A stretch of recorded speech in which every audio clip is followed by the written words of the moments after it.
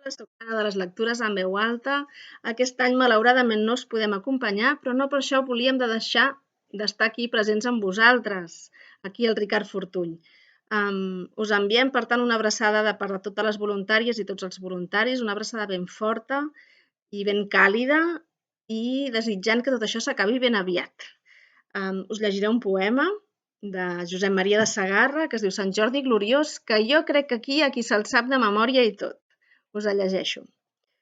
Sant Jordi té una rosa mig desclosa, pintada de vermell i de neguit. Catalunya és el nom d'aquesta rosa i Sant Jordi la porta sobre el pit. La rosa li ha contat gràcies i penes i ell se l'estima fins qui sap on. I amb ella té més sang a dins les venes per plantar cara a tots els dracs del món. Josep Maria de Sagarra.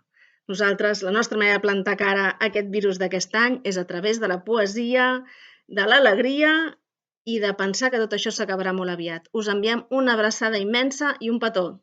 Fins aviat, cuideu-vos.